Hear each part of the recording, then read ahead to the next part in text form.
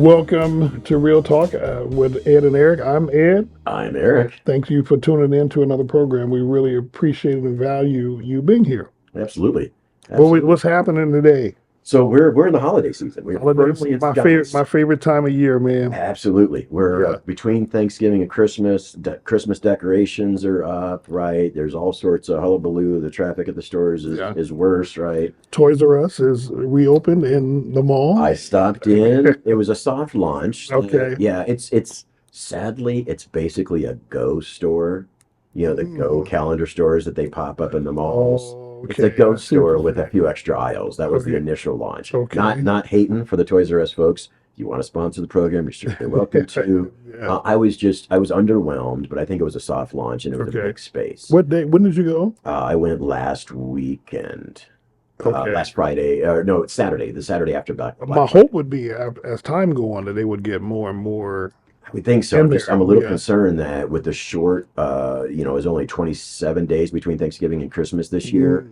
that if they weren't ready to go for Black Friday, but Oh, they are opening a cafe down there. aren't they? I didn't know So that. it's in the basement where the arcade used to be at Okay. Westroads. Okay. So for those that are watching from Omaha, right, the old Forever Go check it 21 out. store, Yeah. the two-story there, that's now Toys R Us. They have a lot of good stuff. I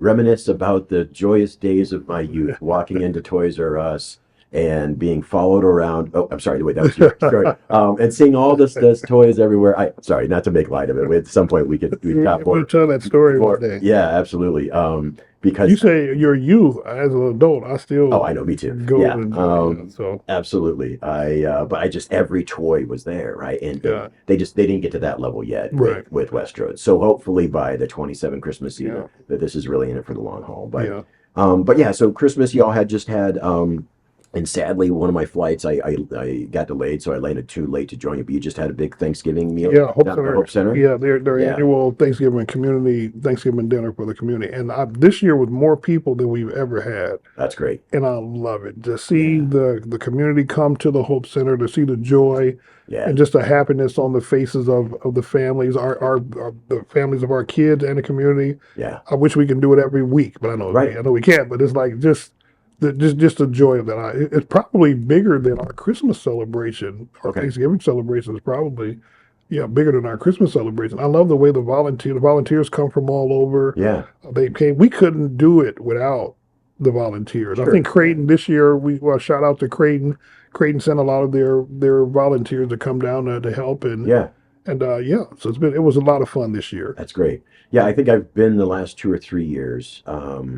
And yeah, just it's a fantastic event and Yeah, it's great to hear that even more folks there's just I love how God decided that the Hope Center needed yeah, to be in that area, right? And is an opportunity, a place just for folks to come and gather yeah, to.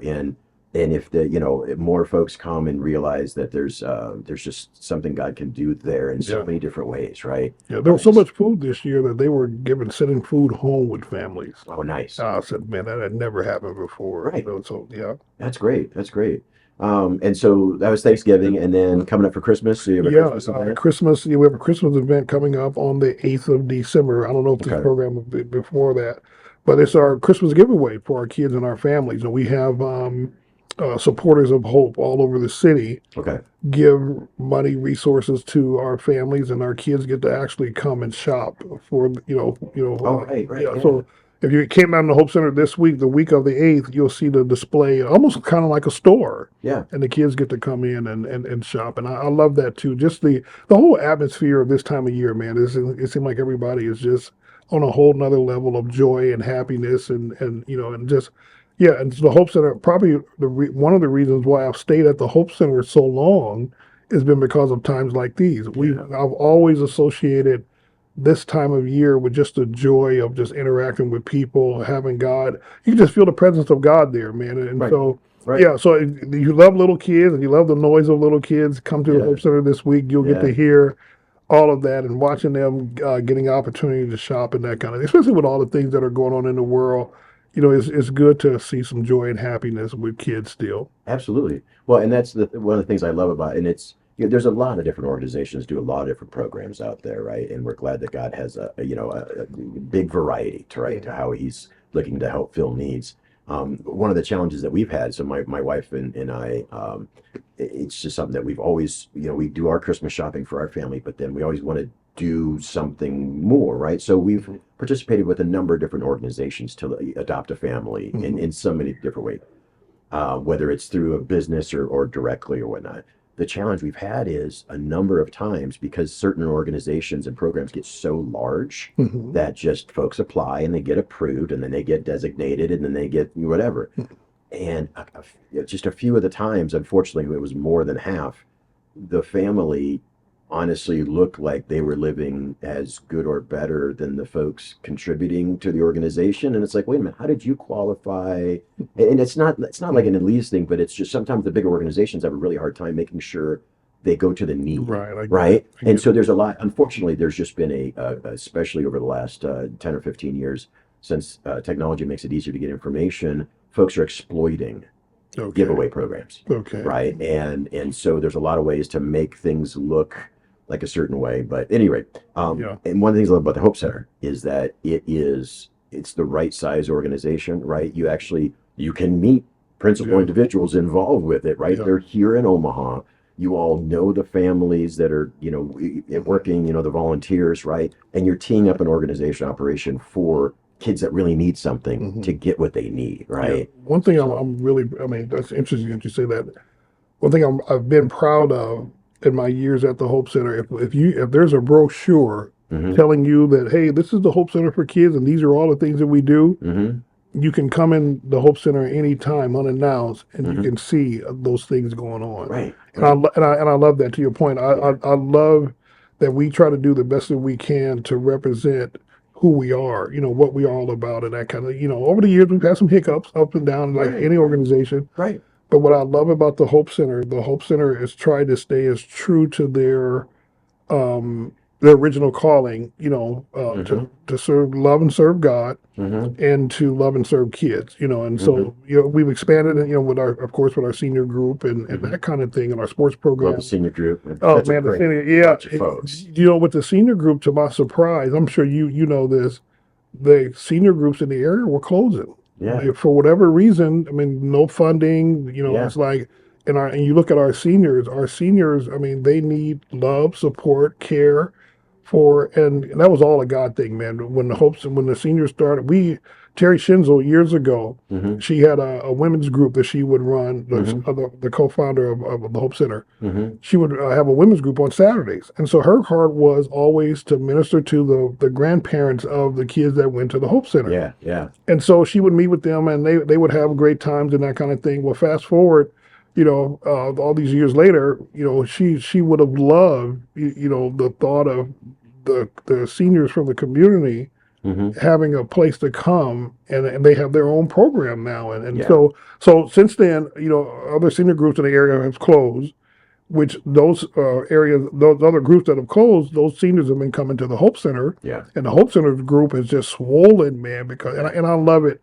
Unfortunately, the majority of seniors that come to that group have either lost a spouse or a child, and so it's bigger than a support group. It's like it's extending hope even to that age group. And but our primary focus has always been the kids. Right. Absolutely. But you're supporting the kids by also supporting the adults that are in need, right? Yeah. And it's just the whole circle. But a lot of those adults have grandkids. That's right. Right. Yeah. And so the number of those grandkids need help, and whether they're already at Hope or potentially could be, right? It's a great way to use the facility, right, as well, and just reach. That's part of the fun, though, right? Is if God's going to tee something up, then we're just, all right, God, what do you want me to do? It doesn't always mean you got to do more, but then He'll present an opportunity to say, let's do more here. And that's the great thing about the Shenzel Community Center aspect of the Hope is it is a community center. It's community center. It's there for all sorts of reasons, right? You have roller derby. Roller derby has been with us for almost 5 years now. Right. which in the area, there's no other place that has a roller derby. Right. And there's a group of, I forget the name of the exact organization of Yeah. roller derby, but if you come to a roller derby event, Yeah. man, it's first class. Yeah. These athletes Yeah. are knocking each other around, and it's like, okay, who would have thought you would have a roller derby Right. place in the inner city to where, so, but yeah, I invite you to come to a roller derby event. Yeah. Check the Hope Center's website and they'll give you Okay. The schedule. the next schedule of when they're going to have another event. And then we have, remember the old ABA league? That's what I was going to say. You got professional basketball. Professional basketball as well. Yeah. Yeah. We have our own 402 Elite as they house out of the Hope Center. And so last year was the first year that they did that. And teams from all over the country, Yeah. when they would come and play here, man, when I think of the ABA, I think of Dr. J. Sure. Yeah, Julius Irving. Yeah. But watching those guys play is just, the opportunity, that Hope has provided. Skating ring, of course, skating is picked back up. We have adult skating, Mm-hmm. once a week. We have, of course, open to the public for skating. And it's just, when you say community center, it really is a community center with a variety of different things going on. Yep. And of course, our adult basketball league, the VBA, Village Basketball Alliance is what it's called. Yep. That's been in operation for over 20 some years. Mm-hmm. And just the having that first class league, it hasn't always been first class. We had to work to develop to that point. Mm-hmm. But having a first class league in the community where guys can come, play on a team, and I'm telling you, and not that we compare. I don't compare like that, but we pride ourselves on. We want this to be a league that you would tell your friends about to come and play in. Right. And so that, and of course, like I said, the kids, the day to day ministering to the kids is what we're. If we keep getting that right, I think the Hope Center will far exceed anything that anybody could ever thought. But Right. when the kids come in, ages 7 to 12 on one side, Mm-hmm. and then 13 and 19 on the other side of the building. And we have a youth, along with our youth program, we have a job training program, HELA, Hope Learning Academy, where kids actually come in, high schoolers come in, and they learn soft job skills, that type of thing. The goal is to prepare them for when they go out and meet, and maybe Eric from where you work, that we will prepare them for being job ready. And so and I love that, man. I love that if you want, it's more than just playing basketball or more than just doing sports. You can come in. There's a variety of different things that you can be a part of at Hope, and then of course the faith piece. Every kid, and we have some of our staff. I love just standing back watching. Tanaya is one of our the leaders on the children's side. She's practically teaching the kids all through the Bible, names, stories, and you ought to hear those little kids, learning those stories and that kind of thing. And I said, if you ask me, okay, what's wrong with this generation of you? I believe there's no God. Well, how come there's no God? Because they're not going to church. They're not being taught. What I love about what's happening at the Hope Center is that we have staff that are from the ground level. When they come in, they're teaching them those things. Right. Yeah. Absolutely. Yeah. And for up until the last 50 years, right? Honestly, when you want to talk about a good education and a solid foundation for individuals, for kids to grow, right? There was a rather accepted foundation that, hey, God-based instruction is one of the best ways to go, because if nothing else, you think about the concept of morality in the world is all taken from what God's word has anyway. And so yes, the world has drifted away from it, and there's a lot of different reasons why.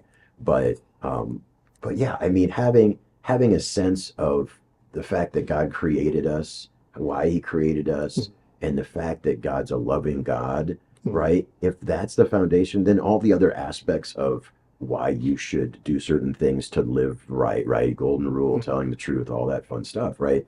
That's predicated on a foundation of love from a loving God, the only God of all of the quote unquote religions, right? The only God that's actually alive and who loves his kids. That's right. Right? Every other religion is based on subjugation, is based on control, is based on fear, is based on demand. Mm. right? Whereas the word shows us that God the Father did all of this so he could have a relationship with his kids. See, you said something real key there. They asked the question, they said, why do the alumni keep coming back? Mm-hmm. I just said it's real simple. With those alumni who are now adults now, when Mm-hmm. the reason why they keep referring to the Hope Center as home for them, Mm-hmm. because they got to experience that love of God when they were kids, when they were there. Right. You know, that I mean, that unconditional love, that, Mm-hmm. being there, supporting them, coming to their games, going to their, I mean, you name it, the Hope Center staff Right. was there for them, and they were demonstrating God's love for them. Right. And that's the thing that when they come back and they say, "Oh, the Hope Center's home for me," what they're really saying is, I got to experience a level of God's love Yep. there during a time in my life when I really needed it. Yeah. Yep. Well, Yeah. there's a phrase, home is where your heart is. Home is where your heart And is. yeah, so if the Hope Center is where, because I remember I think you had shared, there's a lot of folks that they go to the Hope Center and like, I feel safe here, Oh yeah. right? Oh, yeah. Because the conflicts and the challenges outside the walls of the Hope don't come through the walls. Yeah. And yes, absolutely, love is, I think, the number one reason, because God's love allows folks to just say it doesn't matter. All that other stuff doesn't matter. What street, Yeah. doesn't matter your background, doesn't matter if you have a dad or not, right? That doesn't matter any of those things. You're here, we love you, Yeah. right? But that's why it's home. It's where their heart is. Yeah. It's where a heart was allowed to grow. Yeah. And again, God created us for love, right? Yeah. We as human beings, we have a spirit inside us, right? That is a component, our soul and our body, right? And it's because God said, I want you to be a loving individual who is loved by me. And until kids have an environment to understand that, they feel lost. Yeah. I had a group of kids tell me one time, Eric, gang members at the time, and I mean, not proud of that. But they said their problem, they grew up too fast. They wanted to be kids, but from where they came from, they couldn't. Yeah. And they said what they liked about coming to the Hope Center, because I can't say his name, but one specific guy said to me, when he comes to the Hope Center, he doesn't have to worry about the streets. Yeah. When he walks in the Hope Center, he knew that the Hope Center staff was going to protect him Mm-hmm. inside the Hope Center, and he was free to be a kid again. Yep. And I Yep. said, "Wow." Right. He said many of the kids in the neighborhood, it was the place that it was their safe place. Right. You know, and you think about, you said, well, okay, at 13, 14, why are you saying that? Well, the gunshots and all those things, the violence that happens in their neighborhood, you see why the Hope Center was like a reprieve for many of them to come and say, hey, Right. I feel safe in here. I get the love of God in here. I get to experience community in here, and that kind of thing. Right. Yeah. Absolutely. And that's the thing. I mean, again, God doesn't put a facility like the Hope Center there in order for chaos to reign, That's a right? good point. And it's not that, obviously things can happen, but the environment, right? God tees it up as long as the Hope Center, right, leadership and staff, right, Mhm. are, hey God, what do you want me to do? That's right. Then it's there for His purposes. His Right. purposes is for kids to know that they're Yeah. loved, right? And then also, honestly, in a practical sense, a Hope Center is smart about how they operate events, Mhm. right? You've got security and things, right? For some of those practical, hey, if you're having, guests come in or admission and all that, right? You have all that going on as well. Yeah. And so, yeah, it's something that, and it's hard until you've physically been there and you realize walking around, you're like, oh, this is an amazing place. Like, I don't feel anxiety walking around, Yeah. and again, different considerations, but it's just, obviously, again, I'm just glad God had the idea to do that. Yeah. And if you think about the staff and leadership and everything that's Yeah. there now, right? I mean, Yeah. God's assembled an amazing team. Yeah. I think, Yeah. from That's so from important. leadership, operations, and spiritual, important. and yeah, You can't run a place like the Hope Center, number one, without God's leading. yeah, And number two, I've found even more so, and you know it from where you work, you got to have the right people in the right spot. yep, If you don't have the right people in the right spot, then that's true with anything. Right. It's going to be harder than what it has to be.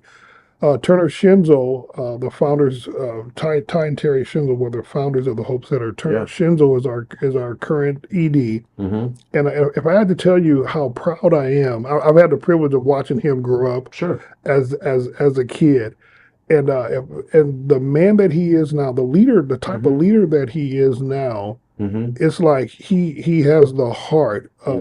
of he said hope was home for him, Hmm. and he has the heart of God Hmm. and the love for the people. And it's Hmm. like, man, he has truly been a blessing. I told him, I said I would leave the before I fought with him on anything major. I would leave the Hope Center because I respect him that Yeah. much and the work that he's doing, there, Yeah. and supporters. I mean, Hope Center couldn't have survived. We've had supporters over the years that Hmm. are committed to Hope and said, "Hey, I believe in what you guys are doing," and financially have been. We Hmm. obviously need more of that. I mean, if there's an opportunity, I mean, you Right. most definitely, if God has moved on your heart Right. to help, because there's so much more that we want to do. And Right. I know it takes money to do a lot of those things, but so yeah, if you're interested in volunteering, if you're interested Yeah. in coming and wanting to be a part of God is putting on your heart to serve in that area, Hmm. all those opportunities are there. Yeah. And I love what you Yeah. guys do. You got connect. I don't think you ever told me how you got involved in Hope. Yeah. Your story, how did your journey to Hope? What was that? Um, I so initially I was around. I was in the youth group, Okay, Zeros that's right. Trinity, Okay, all right? right. So I knew Okay, Pastor Ty from that. I was actually closer with Jeff Saxton, okay. who's the assistant youth You pastor at pass. the time, Okay, yeah. and worked with Jeff out in the construction world for a while. Oh, I And didn't then know that. God called him, up to Minnesota and Okay, there, and then he came back to Omaha years later, okay. and God brought him back here for ministry purpose, and he and I had stayed connected over the years, but really reconnected here. And then through that, that's when God basically put me on the clock, and I had about a year to really work on my humility and other things before He freed me up to come to your racial roundtable Bible study on Oh, Wednesdays, okay, right? okay, And okay. then at that time, that's when the decision was made to open the Shenzel, and Ed, you're in charge, right? Oh, So I don't then think I knew that. we just started meeting and kind of consulting on how do you take something from a occasional skate facility to a community center, Wow, right? And we started working on it. So no, wow. so it's that's a funny thing. I'd only been to the Hope Center twice before then, and once Okay, was for a Trinity Zeros reunion. And honestly, I was still screwed up enough emotionally and otherwise that I enjoyed a few conversations with some folks, but I didn't necessarily enjoy the evening. oh, okay. Funny enough, but I still was impressed. I think from a God perspective with the Hope Center and Mhm. what was possible, and that's why it's a delight to me to see. Again, yeah, there's all sorts of changes and folks come and folks go, and it's not about anything. From my perspective, it's not about anything from the past. Hmm. It is right now. Where are we God going? has assembled the people that He wants to be there. I remember Hmm. meeting Angela for the first time after Angela's a COO, I Yeah. think. Yeah, Hmm. after freeing you up from having to run the Shenzel, Hmm. right? And meeting her and just it got impressing upon me. It's like she's absolutely the right person to Wow. kind of get this place into shape, right? Kind of thing. That's just how it strikes me. I don't know her well, but just in the interactions, Yeah. she clearly knows what she's doing, She's been right? wonderful. Yeah. She's got her stuff together. Yeah. She's been there before, and she can tell other people and show them how to do it, right? Yeah. And so, Yeah. and that's one of the things that the place was kind of lacking. Hmm. Not lack of intent, but lack of maybe a polished purpose, that the ability to I execute, agree. right? I agree. And so I look at all that, like, man, God's putting all these pieces into place, and it's fantastic. And just when I walk around there, it's the same things you were just saying. Even though I wasn't there as a kid, I don't have the same connection. Walk around there, I'm like, man, this place feels like home. Hmm. Like it really feels like this is a place where God wants people to come Yeah. and be comfortable. And because they're comfortable, then they're open to whatever it is that God has Hmm. for them. And so yeah, I'm really excited about to see what God wants to Hmm. do with that place. And you've been a blessing. You met some people down there that you've gotten really close to, Yeah, and oh yeah, they some look to great you for alumni, different and, things. and Yeah. yeah, and it's a blessing to be able to help folks. But again, it's God had to take me on a journey to show me where some of my assumptions or some of Hmm. my potential hiccups or hangups, with arrogance and other things, right, could get into trouble. And then gave me an environment at your church on Wednesday nights to where I could actually maybe screw up a couple times and still have enough folks Yeah. around, because I mean, not to make light of it, and we only have a couple minutes left to drop a bomb at the end, but the concept of interpersonal relationships when folks look differently, Mhm. unfortunately, the world has put a huge microscope on that Mhm. and caused folks to second guess and or assume intent Mhm. behind words and things, and so it's hard. So you have to spend a lot of time with people You do. to Yeah. where you're like, man, and so We got to talk about that. That would be a whole yeah, show there. I want to dive into that. absolutely, yeah, because it's hard. It's Paying just, the price for the relationship and the fighting through the misunderstandings of or the perceived you like this and we're like that. We right. put yeah.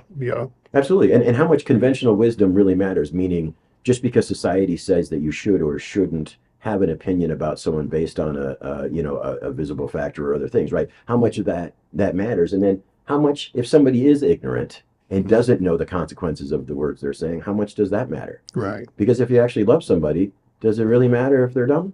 Yeah. And so I say that as a person who's been dumb in certain ways, and I'm like, oh, okay, I don't know. I mean, I've told you before, it's like I can't remember, maybe I was 18 or 19 before I was finally realized that the world told me that folks should act differently depending on who their friends are or what they look like or where they came from, right? And I'm like, well, that's weird. So you got all that stuff. But I can't wait to get into that. yeah, that's maybe next time. Then we'll Yeah. have to dive into the one of the most fun and loaded topics Yeah. out there. So I don't know, but hey, it's real talk, though. Yeah. I mean, Yeah, that's it. that's what we're here for. Yeah. So, but Well, no, but it's Christmas here, yeah, just coming yeah. up. So Happy holidays to the TV station and all the wonderful work that Yep. it's doing. Chris absolutely. Craddock, so proud of you. And yeah, thanks for watching and enjoy. Yeah, The enjoy holidays. the holidays. Have a Merry Christmas, and we'll see you after the New Year. All right, go. All right. Yep. Bye.